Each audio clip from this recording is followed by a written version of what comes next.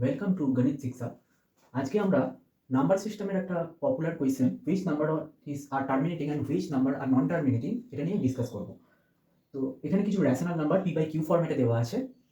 তার ডেসিমাল এক্সপানশনে কোন নাম্বারটা টার্মিনেটিং হবে কোন নাম্বারটা নন টার্মিনেটিং হবে এটা আমাদের নির্ণয় করতে হবে। তো 1/10 ফার্স্টে আমাদের স্টেপ 1 যে GCD P Q equal to 1 in P by Q form. তো আমাদের ফার্স্টে দেখতে হবে 1 আর 10 এর জিসিটিটা 1 কি না।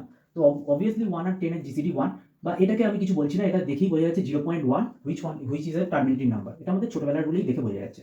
কিন্তু 1/7 কে আমরা বসে বসে ভাগ না করে বা বাকি নাম্বারগুলোকে কিভাবে দেখবো সেটাই আমাদের দেখার। 1/7 কে 1 আর 7 এর জিসিটি কি 1, মানে 1 আর 7 কি কো প্রাইম? অবভিয়াসলি 1 আর 7 কো প্রাইম। তো স্টেপ 1 স্যাটিসফাইড করছে। স্টেপ 2 এর ক্ষেত্রে denominator is in the form of 2 to the power n into 5 to the power n। তো 1/7 কে কি কোনোভাবেই 2 to the power n into 5 to the power n আকারে লেখা সম্ভব নয়, পসিবল নয়। তো 1/7 নন terminating number. 1/5 1 and 5 co prime, মানে 1 আর 5 এর জিসিটি 1। স্টেপ 2 1/5 কে এইভাবে লেখা যায় কিনা আমরা দেখব। তাহলে 1/5 কে আমরা লিখতে পারি 2 টু দি পাওয়ার 0 ইনটু 5 টু দি পাওয়ার 1। তো 2 টু দি পাওয়ার 0 মানে 1 আর 5 টু দি পাওয়ার 1 মানে 5। তো এইভাবে লেখা গেলে তখন আমরা বলবো টার্মিনেটিং। 2/8, এখন 2 আর 8 এর জিসিটি কি 1 না। 2 আর 8 কো প্রাইম নয়। Two make it co prime first আমরা কাটাকুটি করব। 1/4 হলো 1/4, 1 and 4 কো প্রাইম। নাও 1/4 এর ক্ষেত্রে আমরা এই মেথডটা অ্যাপ্লাই করে দেখি। 4 কে আমরা লিখতে পারি 2 square into 5 to the power 0। 5 to the power 0 মানে 1 আর 2 স্কয়ার মানে 4, তাহলে 1/4। তাহলে এইটা হয়ে যাচ্ছে টার্মিনেটিং।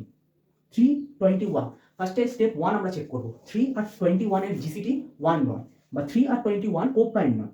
তো to make it co prime কাটাকুটি করলে 1/7 পাচ্ছি। 1/7 আমরা পেয়েছি নন টার্মিনেটিং।